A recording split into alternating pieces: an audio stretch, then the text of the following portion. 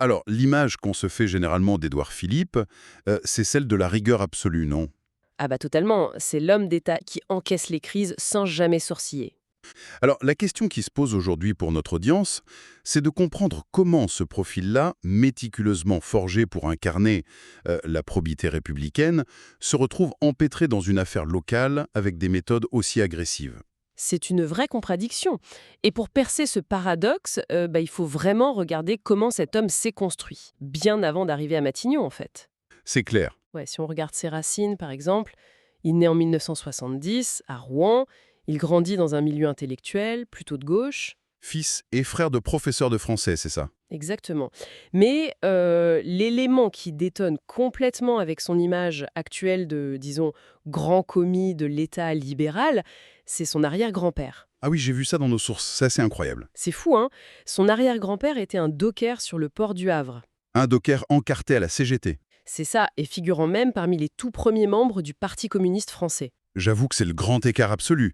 Comment on passe d'un héritage syndicaliste, communiste, sur les docks havrais, à la droite de gouvernement? Bah, c'est pas une rébellion militante. La bascule, elle se fait par la méritocratie institutionnelle, tout simplement. C'est-à-dire la fameuse voie royale de la République. Voilà.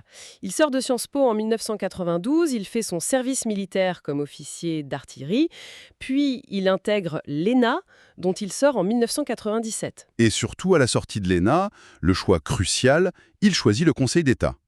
Ce qui n'est vraiment pas qu'un détail sur un CV, le Conseil d'État, ce sont les gardiens du temple, quoi. La plus haute juridiction administrative. Exactement. Ça formate un esprit, c'est conçu pour administrer le pays de manière très verticale, avec une primauté absolue de la règle de droit. Donc là, on a le pur produit de la haute fonction publique. Tout à fait. Mais, et c'est là que ça devient intéressant, quand on se plonge dans ses débuts politiques, au début des années 2000, quand il rejoint le maire gaulliste du Havre, Antoine Ruffenacht, Ouais, en 2001. on s'aperçoit qu'il ne reste pas sagement dans les couloirs des ministères. Il fait des allers-retours très remarqués et franchement très lucratifs dans le secteur privé. C'est la fameuse mécanique du pantouflage, mais là, elle est poussée à un très très haut niveau. Explique-nous un peu. En gros, de 2007 à 2010, alors qu'il a déjà des mandats locaux, il est recruté comme directeur des affaires publiques chez Areva. Le géant du nucléaire français. C'est ça. Et son rôle là-bas, il n'est absolument pas technique, il est éminemment politique. C'est-à-dire faire du lobbying. Exactement. Influencer, faire du lobbying auprès des parlementaires pour s'assurer que les lois votées favorisent l'industrie nucléaire. Attends, je veux qu'on s'arrête là-dessus une seconde. Parce que on parle d'un conseiller d'État, Ouais, quelqu'un dont le métier, même la vocation, est censé être la défense de l'intérêt général. bien sûr. Comment on peut justifier, que ce soit éthiquement ou politiquement, d'utiliser son carnet d'adresses d'énarque pour aller faire du lobbying industriel privé? Surtout quand on regarde les dossiers qu'Areva gérait en Afrique à cette époque. Bah, c'est précisément là que le bas blesse pour ses détracteurs. À cette époque-là, Areva exploitait l'uranium au Niger, et dans des conditions extrêmement controversées. Et il y avait des accusations graves, non? Très graves. Des ONG comme l'Observatoire du nucléaire ou Sortir du nucléaire l'ont carrément accusé d'avoir mené un lobbying qu'elle qualifiait d'exécrable. Pourquoi exécrable? Parce que l'objectif, c'était de maintenir le soutien politique de Paris à ces opérations, malgré les accusations de pollution massive de l'environnement local. Et sur fond d'opacité financière liée au vieux réseau de la France-Afrique en plus. Exactement. Alors, pour ces partisans, attention, c'est vu comme la preuve d'un pragmatisme sain. Ils disent qu'il comprend les vrais enjeux de souveraineté énergétique. Ouais, la réelle politique, quoi. Voilà. Mais pour la société civile, ça montre une proximité très dérangeante avec des grands intérêts industriels.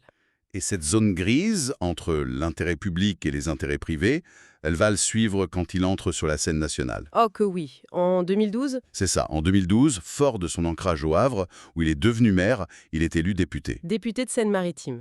Et là, on pourrait s'attendre à ce qu'un profil aussi technique, un proche d'Alain Juppé d'ailleurs, soit un hyperactif de la loi, quelqu'un qui pèse vraiment sur les débats à l'Assemblée.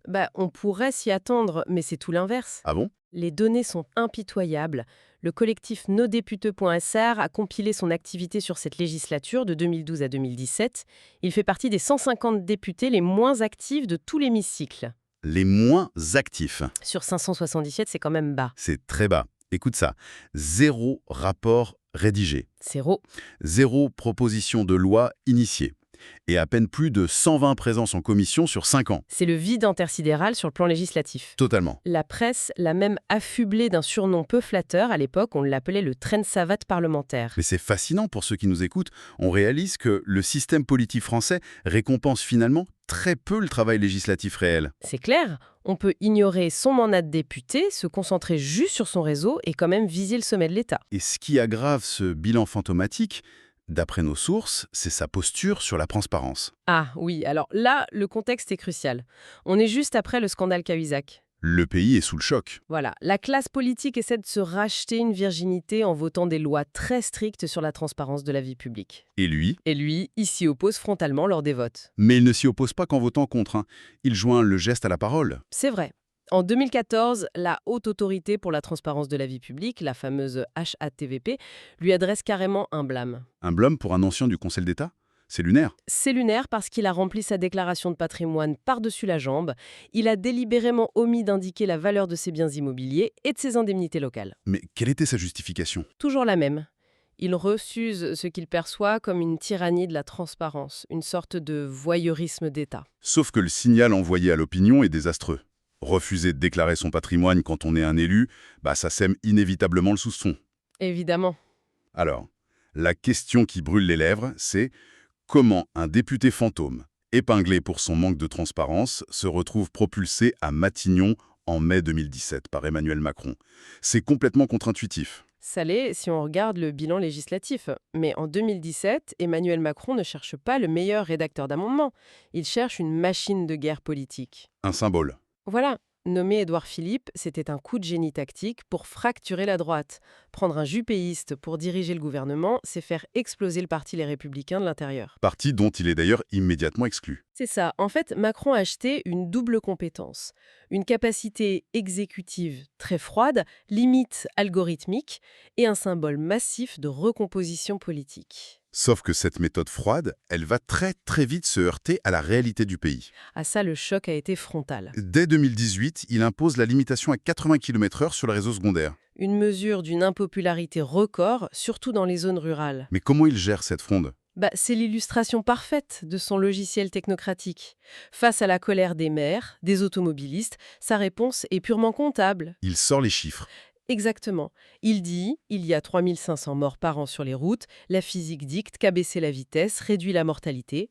Point. » Le débat émotionnel n'a pas sa place. Aucune. Il assume l'impopularité, estimant que la rationalité d'État doit primer sur le ressenti populaire. Mais cette rationalité, elle a un coût politique exorbitant. Cette décision, elle prépare le terrain de la colère qui explose fin 2018. Les gilets jaunes. Déclenchée par une taxe carbone voulue par son propre gouvernement. Et puis l'année suivante, fin 2019, rebelote avec la réforme des retraites. Le système universel à points, l'âge pivot à 64 ans. Et face à l'opposition monstre dans la rue, qu'est-ce qu'il fait?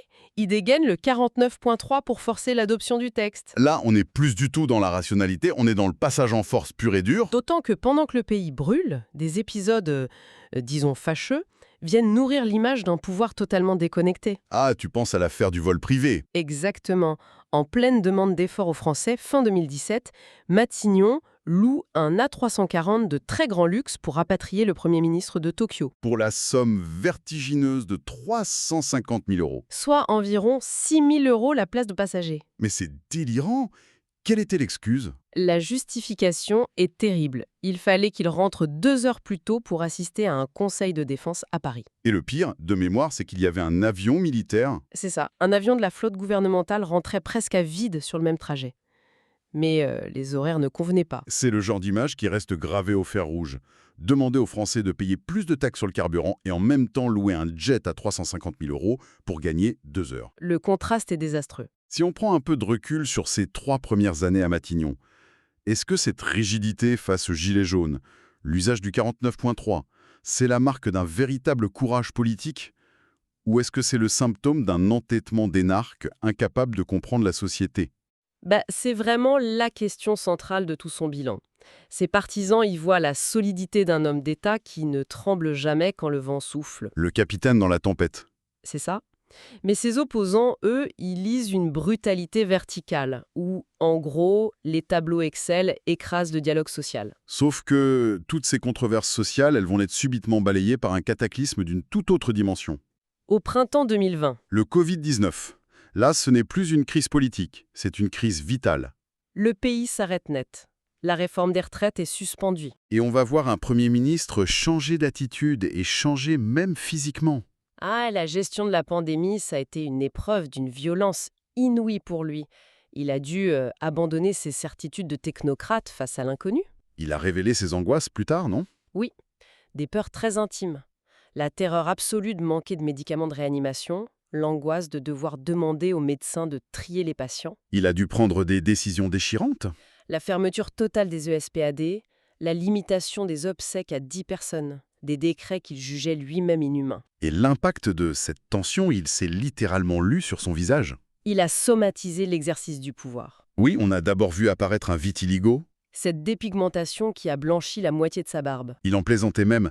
Il disait que sa fille l'appelait Kung Fu Panda. C'est ça. Mais le stress a continué de faire des ravages bien après son départ. En 2022, il fait une alopécie totale. La perte de tous ses cheveux, de ses sourcils. Il a même dû démentir publiquement des rumeurs de cancer tellement la transformation était brutale. Il a vraiment incarné physiquement la fonction de paratonnerre du quinquennat. C'est le mot juste. Pendant 3 ans, il a pris la foudre. Les grèves, la violence urbaine, puis le virus. Tout ça pour protéger le président. Et pourtant, d'un point de vue purement stratégique, son départ le 3 juillet 2020, c'est un coup de maître. Ah il démissionne au sommet de sa cote de popularité, 39%. Loin devant Macron qui était embourbé à 33%. Il quitte le navire pile au bon moment pour préserver son propre capital politique. Un capital politique qui va quand même quelques années plus tard passer devant les tribunaux. Et oui, la gestion du Covid ne s'arrête pas à sa démission. En juillet 2025, la Cour de justice de la République, donc la fameuse CJR, rend son verdict sur son action pendant la pandémie. Et le verdict est hyper paradoxal. Pourquoi? Sur le plan strictement pénal, la Cour prononce un non-lieu, donc on ne retient pas contre lui le délit d'abstention volontaire de combattre un sinistre. Donc ses partisans célèbrent un acquittement. Voilà. Mais quand on ouvre l'arrêt rédigé par les juges d'instruction, Un document de 500 pages. c'est une véritable exécution politique. J'ai lu des extraits de nos sources, et c'est pas un texte de complaisance du tout. Les juges y décrivent des défaillances logistiques majeures de l'État. Il pointe le mensonge organisé sur la pénurie de masques, la dilution des responsabilités pour se couvrir. En clair, le juge pénal le relâche, mais le juge administratif dresse un bilan accablant. Ce qui, étonnamment, n'entrave en rien sa marche vers l'avenir. C'est vrai, à peine sorti de Matignon, il redevient maire du Havre.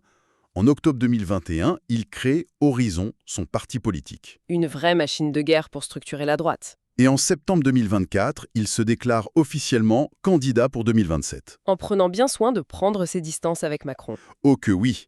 Il fustige la dissolution de 2024, il la qualifie de funeste et va jusqu'à appeler à la démission du président en 2025. Le plan semblait parfait. Le candidat de l'ordre, de la rigueur, éloigné du chaos parisien, bien au chaud dans son fief du Havre. Sauf que, et on en revient à notre point de départ de ce décryptage, Le fameux hook du début. voilà, ce fief havrais vient de se transformer en un redoutable piège judiciaire. Nous sommes en mai 2026 et le parquet national financier, le PNF, vient d'ouvrir une information judiciaire. Alors là, il est impératif de préciser que l'instruction vient de s'ouvrir, donc la présomption d'innocence s'applique pleinement. Bien sûr, on va utiliser le conditionnel pour tout ce qui suit. Mais les chefs d'accusation examinés sont très lourds. La justice enquête pour déterminer si Édouard Philippe se serait rendu coupable de détournement de fonds publics, de favoritisme, de prise illégale d'intérêt et de harcèlement moral. On ne parle pas de petites erreurs administratives, là.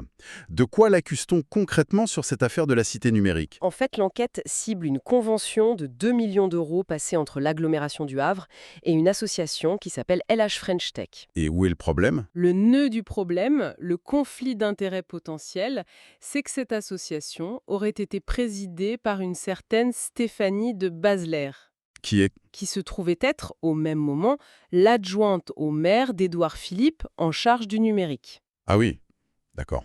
Les juges cherchent à savoir si les règles très strictes de la commande publique auraient été délibérément contournées pour en gros arroser cette association avec de l'argent public. Édouard Philippe conteste tout en bloc, évidemment, Évidemment, mais ce qui donne à cette affaire une dimension nationale et franchement inquiétante pour beaucoup d'observateurs, c'est la façon dont il traite la source de ces révélations. parce que les faits n'ont pas fuité par hasard. Non.